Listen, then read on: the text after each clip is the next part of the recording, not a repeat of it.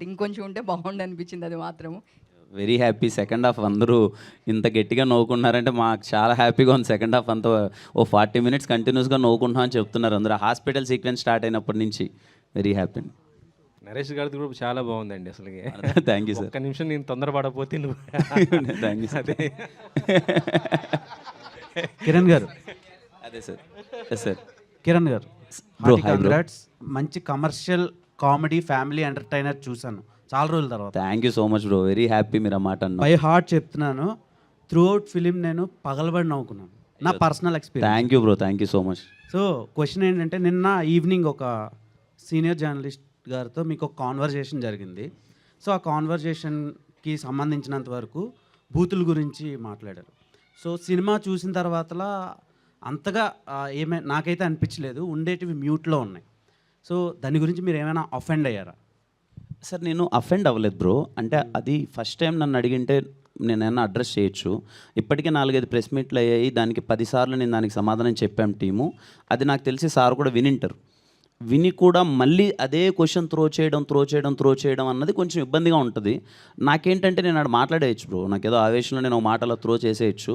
నాకు నిన్న నా ఫీలింగ్ ఏంటంటే, రేపు పొద్దున్నే సినిమా రిలీజ్, మేమందరం హ్యాపీగా ఉండాలి, చాలా మంచి సంతోషంగా మిమ్మల్ని అందరినీ నేను కలిసింది నిన్న ఓ పాజిటివిటీ కోసం. చాలా మంచి పండగ సినిమా వస్తుంది, ఎంటర్టైన్మెంట్ వస్తుంది, ఎంజాయ్ చేయండి అనే వైబ్లో ఈ చిన్న నెగిటివిటీ, ఈ చిన్న దాని గురించి ఆ డిస్కషన్ వద్దు. ఇప్పుడు నేను ఏదైనా డిస్కస్ చేస్తే అది వైరల్ అయిపోయేసి సినిమా కన్నా ఇది ఎక్కువ డిస్కషన్ అవుద్దు అని చెప్పి నేను చాలా సైలెంట్గా ఉన్నాను బ్రో. నార్మల్గా సినిమాలో ఏదో కావాలని కామెడీ పెట్టే సినిమాలు కొన్ని ఉన్నాయి. ఈ సినిమాలో ఏంటంటే ఒక పర్టికులర్ కీ పాయింట్ ఒకటి ఉంది. ఒక లేడీస్, ప్రతి ఉమెన్కి సంబంధించిన పాయింట్ అది. అంటే ఆ డిజార్డర్ ప్రతి ఉమెన్లో కనిపిస్తుంది, వాళ్ళు ఫ్రస్ట్రేట్ అయినా స్ట్రెస్లో ఉన్నా. సో అది నేను ఇప్పుడు స్పాయిల్ చేయదలుచుకోవట్లేదు. అంటే మీరు చేయట్లేదు, అది very thank you so much bro. నాకు తెలిసి ఒక రివ్యూలో ఆల్రెడీ ఆ ప్రాబ్లం అన్నది బయట పెట్టేశారు బ్రో. సో ఆ పర్టికులర్ పాయింట్ని రైజ్ చేయడం నేను నిజంగా ఎక్స్పెక్ట్ చేయలేదు. ఇలాంటి ఎక్స్పెరిమెంటల్ ఫిలిమ్స్ తెలుగులో ఇప్పటి వరకు రాలేదు. ఆ పర్టికులర్ డిజార్డర్ ఏదైతే ఉందో ఆ డిజార్డర్ని బేస్ చేసుకొని ఇండియన్ సినిమాలోనే లేదు. ఫస్ట్ టైం మీరు ఆడియన్స్కి ఎక్స్ప్లోర్ చేయడం, దాని గురించి ఒక అవేర్నెస్ క్రియేట్ చేయడం నిజంగా గ్రేట్ థింగ్ అనిపించింది. Thank you bro. అండ్ యుక్తి గారు, మీ పెర్ఫార్మెన్స్తో చేశారు మాకు ముక్తి.